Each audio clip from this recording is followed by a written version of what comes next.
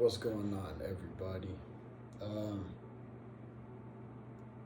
I wanted to talk about a couple things today, maybe. I don't even know, I just sat down. I felt like I had to do something with my life, you know? And I just think, and then my thoughts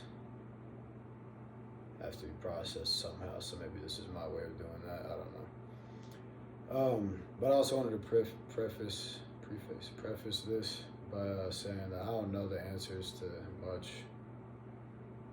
I like to think I'm observant, maybe sometimes. I try to be, but I don't know any of the answers. I mean, shit, I know just as much as the average person around. I don't know, dude at the coffee shop, hanging out in front of the store, shoveling the driveway. I know much as like those guys know, you know, I'm a normal guy. So I'm just thinking my thoughts.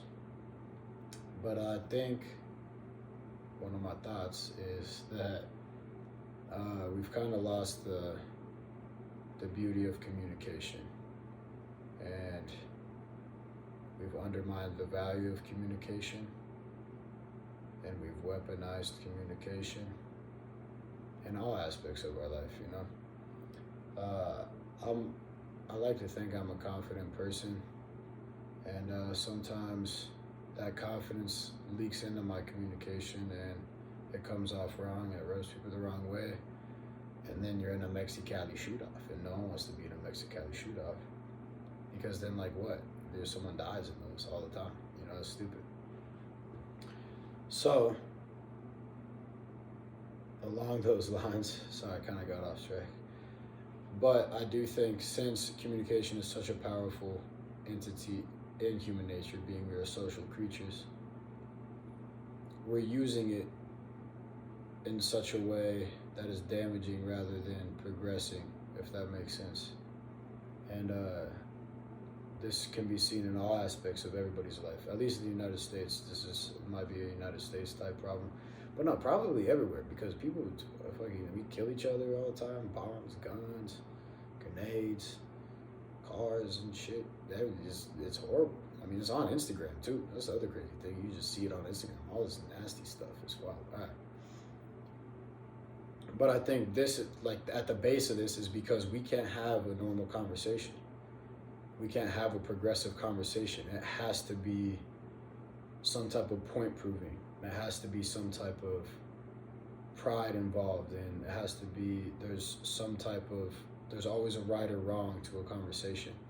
And this is, what is it? Green Lights by Matthew McConaughey, one of my favorite books I've ever read/listened to. I recommend listening to it because he narrates it and does a good job. But there's a point in the book where he visits Africa, and he's witnessing these two African dudes having this conversation. There's friends somehow. I don't even know. But he's witnessing them having a conversation. What then kind of turns out to be an argument. And kind of when things start to simmer down in the conversation, Matthew McConaughey he leans to one of his friends and he said, "Hey man, you know, I think I agree with him. I think he's correct." And the dude that he was agreeing with turned to Matthew McConaughey and was like, "No, it's not about right or wrong. It's about, do you understand?" And I thought that was really cool. I could have completely fucked that story up, but you get the point. It's a beautiful story. And it's very powerful, because I think a lot of our conversations, at least even a lot of the conversations I have with my friends, with my family, with anybody, is being right or wrong. I'm trying to be right, just like you're trying to be right. And when you try to prove me wrong, I won't accept it. So then I throw out other points, and it's a debate. And yeah, there's healthy debates, but we've gotten to a point where there's no understanding. There's no search of a middle ground. It's just a conversation fueled by pride and about being right. And then in my theory is that it's turned in to such a toxic culture where we're really at this point, people die over these conversations. I mean, and I know war is a lot more complicated than anyone gives it credit for. And and business is involved and money's involved and yada yada. That's a whole different topic.